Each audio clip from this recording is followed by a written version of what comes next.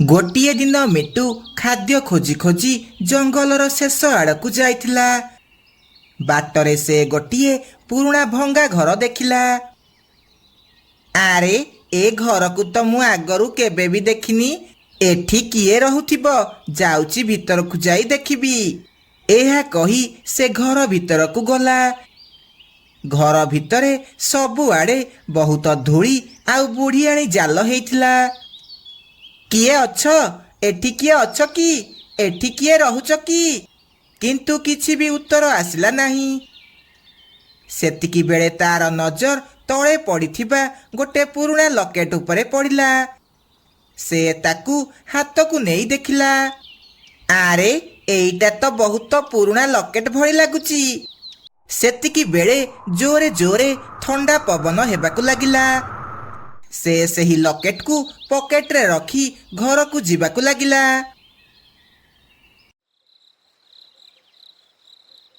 ରାତିରେ ପିଙ୍କିର ହଠାତ୍ ନିଦ ଭାଙ୍ଗିଗଲା। ସେ ଦେଖିଲା ମିଟୁ ସେଠାରେ ନାହିଁ। ମିଟୁ, ମିଟୁ, ତମେ କୁଆଡ଼େ ଗଲ? ଆରେ, ଏତେ ରାତିରେ ଇଏ କୁଆଡ଼େ ଗଲେ? ସେ ଛାତ ଉପରକୁ ଗଲା। ସେ ଦେଖିଲା ମିଟୁ ଛାତ ଉପରେ ବସିଛି। ମତେ ଖୋଜ, ମତେ ଖୋଜ, ମୁଁ ଘରକୁ ଯିବି, ମୁଁ ଘରକୁ ଯିବି। ଆରେ, ତମେ କାନ୍ଦୁଛ କାହିଁକି? ତମର କ'ଣ ହେଲା? ଏମିତି କ'ଣ କହୁଛ? କିନ୍ତୁ ମିଟୁ କିଛି ବି ଉତ୍ତର ଦେଲା ନାହିଁ। ସେ ସିଧା ଘରକୁ ଆସି ଶୋଇ ପଡ଼ିଲା। ଆରେ, ୟାଙ୍କର କ'ଣ ହେଇଛି? ଇଏ ଏମିତି କ'ଣ ହେଉଛନ୍ତି? ନା, କାଲି ସକାଳୁ ଦେଖିବାକୁ ପଡ଼ିବ। ସକାଳୁ ପିଙ୍କି ଯାଇ ମିନୁ ଚଢ଼େଇ, ବଣ୍ଟି ପାରା ଆଉ କାଳୁ କାଉକୁ ସବୁ କଥା କୁହେ। ଆରେ ପିଙ୍କି ଭାଉଜ, ଇଏ କି ବିଚିତ୍ର କଥା କହୁଛ? ମିଟୁ ଭାଇର କ'ଣ ହେଇଛି? ମତେ ଲାଗୁଛି ସେ କାଲି ଖାଦ୍ୟ ଖୋଜିଲା ବେଳେ ତା ମୁଣ୍ଡ ବାଡ଼େଇ ହେଇଯାଇଛି। ସେଥିପାଇଁ ଏମିତି ବାୟା ଭଳି କଥା କହୁଛି। ଚାଲ, ଆମେ ତାକୁ ଡାକ୍ତର ପାଖକୁ ନେଇକି ଯିବା। ନାଇଁ ନାଇଁ, ମତେ ଲାଗୁଛି ଏହା ପଛରେ ଆଉ କିଛି କାରଣ ଅଛି। ଆଜି ରାତିରେ ଆମେ ଲୁଚିକି ଦେଖିବା ମିଟୁ ସହ ଏମିତି କ'ଣ ପାଇଁ ହେଉଛି। ରାତିରେ ମିନୁ, କାଳୁ ଆଉ ବଣ୍ଟି ମିଟୁ ଘର ପାଖରେ ଲୁଚିକି ରହିଲେ। ରାତି ଯେମିତି 12ଟା ହେଲା, ମିଟୁ ଛାତ ଉପରକୁ ଆସିଲା। ମତେ ଭୁଲ ନାହିଁ, ଏତେ ଜଲ୍ଦି ମତେ ଭୁଲିଗଲ। ମତେ ମୁକ୍ତି ଦିଅ, ମତେ ମୁକ୍ତି ଦରକାର। ହଠାତ୍ ତା ପଛପଟେ ଗୋଟେ କଳା ଛାଇ ଦେଖାଦେଲା। ଆରେ, ସେଇଟା କ'ଣ? ମତେ ବହୁତ ଡର ଲାଗୁଛି। ଏ ମିଟୁ ଦେହରେ କ'ଣ ଭୂତ ଲାଗିଯାଇଛି ନା କ'ଣ? ହଁ, ମତେ ବି ସେୟା ଲାଗୁଛି। କାଲି ୟାକୁ ନେଇ ତାନ୍ତ୍ରିକ ପାଖକୁ ଯିବାକୁ ପଡ଼ିବ। ସକାଳୁ ସମସ୍ତେ ମିଶି ମିଟୁକୁ ନେଇ ଲାଲା ତାନ୍ତ୍ରିକ ପାଖକୁ ଗଲେ ଆଉ ତାକୁ ରାତିର ସବୁ ଘଟଣା ବିଷୟରେ କହିଲେ। ମିଟୁ, ତୁ ଏଇ କିଛି ଦିନ ଭିତରେ କୁଆଡ଼େ ଯାଇଥିଲୁ କି? ବାବା, ମୁଁ ଏଇ କିଛି ଦିନ ପୂର୍ବରୁ ଖାଦ୍ୟ ଖୋଜିବାକୁ ଜଙ୍ଗଲର ଶେଷ ଆଡ଼କୁ ଯାଇଥିଲି। ସେଠି ମୁଁ ଗୋଟିଏ ପୁରୁଣା ଘର ଦେଖିଲି। ମୁଁ ଭିତରକୁ ଯାଇ ଦେଖିଲି ତା ଭିତରେ କେହି ବି ନାହାନ୍ତି। କିନ୍ତୁ ତା ଭିତରୁ ମୁଁ ଏଇ ଲକେଟଟା ପାଇଲି। ଆରେ ମୂର୍ଖ, ତୁ ଏ ଲକେଟକୁ ଘରକୁ କ'ଣ ପାଇଁ ଆଣିକି ଆସିଲୁ? ଏ ଲକେଟ ସହ ସେ ଘରେ ଥିବା ଗୋଟେ ଅତୃପ୍ତ ଆତ୍ମା ତୋ ପଛେ ପଛେ ଆସିଛି। ଏବେ ତାହେଲେ କ'ଣ ହେବ? ମୋ ସ୍ୱାମୀ କେମିତି ଠିକ୍ ହେବେ ବାବା? ଏବେ ପ୍ରଥମେ ଆମକୁ ସେ ପୁରୁଣା ଘରକୁ ଯିବାକୁ ପଡ଼ିବ। ତାପରେ ଯାଇ ସବୁ କିଛି ଠିକ୍ ହେବ। ତାପରେ ମିଟୁ ସେମାନଙ୍କୁ ନେଇ ସେ ପୁରୁଣା ଘର ପାଖକୁ ଯିବାକୁ ଲାଗେ। ସେମାନେ ସେ ଘର ଭିତରକୁ ଯାଇ ଖୋଜାଖୋଜି କରିବାକୁ ଲାଗିଲେ। ସମସ୍ତେ ଏଠିକି ଆସ, ମୁଁ କିଛି ପାଇଛି। କ'ଣ ହେଲା ମିନୁ? କ'ଣ ପାଇଛୁ? ଦେଖ, ଏ ଫଟୋ ତଳେ ରାଘବ ଲେଖା ହେଇଛି। ତାହେଲେ ଏ ଘରେ ରାଘବ ଚଢ଼େଇ ରହୁଥିଲା। ସେତିକି ବେଳେ ଜୋରେ ପବନ ହେବାକୁ ଲାଗିଲା ଆଉ ସେ ଚଢ଼େଇର ଆତ୍ମା ସେଠାରେ ପ୍ରକଟ ହେଲା। ହଁ, ମୁଁ ରାଘବ। ତୁ ମିଟୁ ଦେହରେ କ'ଣ ପାଇଁ ପ୍ରବେଶ କରିଛୁ? ମୁଁ ତାର କିଛି ବି କ୍ଷତି କରିବାକୁ ଚାହୁଁନଥିଲି। ମୁଁ କେବଳ ମୁକ୍ତି ଚାହୁଁଛି। ମୋ କଙ୍କାଳ ଆଜି ବି ଏ ଘରେ ପଡ଼ି ରହିଛି। ମତେ ମୁକ୍ତି ଦରକାର। ରାଘବ ଗୋଟେ ଭଙ୍ଗା ଆଲମାରୀ ଆଡ଼କୁ ହାତ ଦେଖାଇଲା।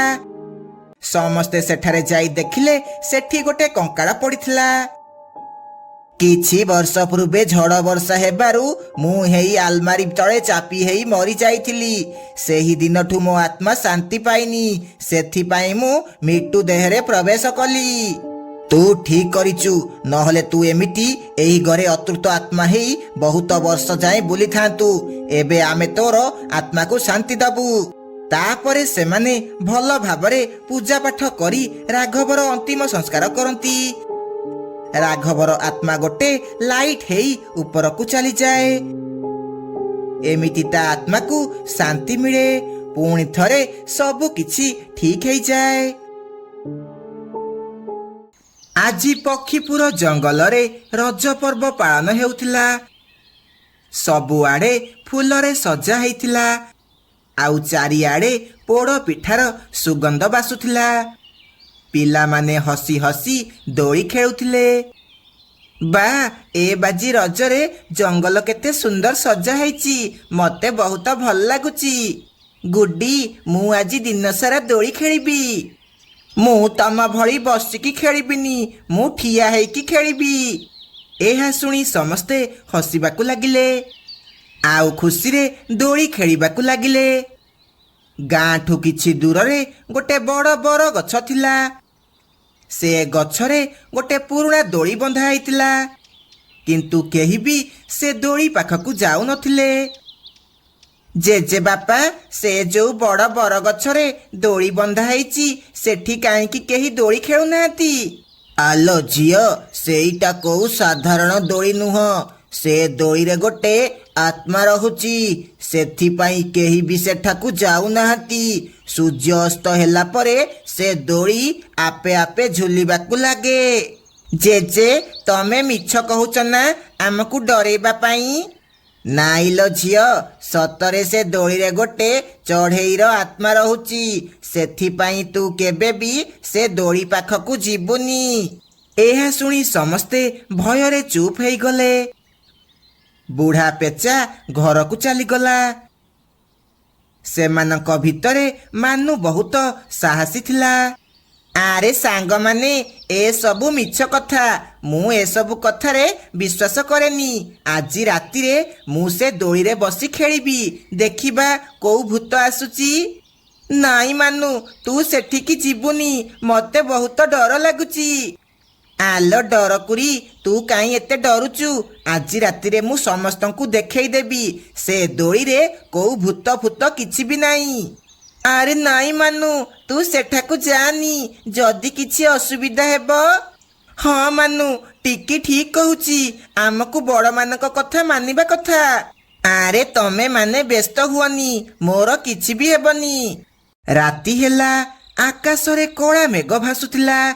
ଚାରିଆଡ଼େ ପୋକମାନଙ୍କର ଚିଁ ଚିଁ ଶବ୍ଦ ଶୁଭୁଥିଲା। ମାନୁ ଚୁପଚାପ ଘରୁ ବାହାରିଲା। ଆଉ ଜଙ୍ଗଲ ଭିତରକୁ ଯିବାକୁ ଲାଗିଲା।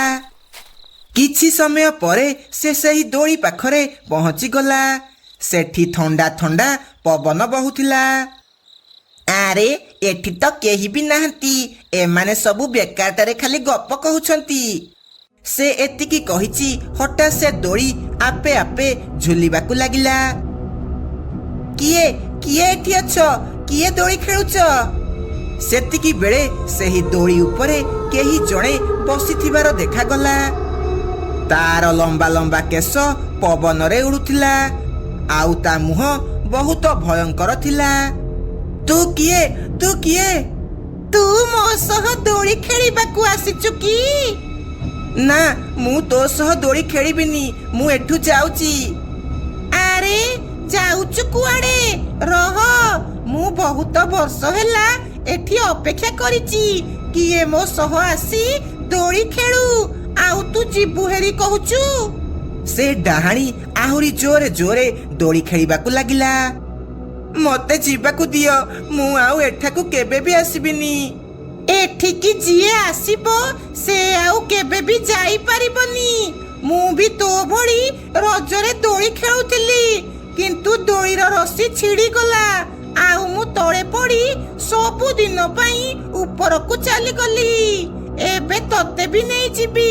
ତାପରେ ଆମେ ଦୁହେଁ ମିଶି ଏଠି ରାତିରେ ଦୋଳି ଖେଳିବା।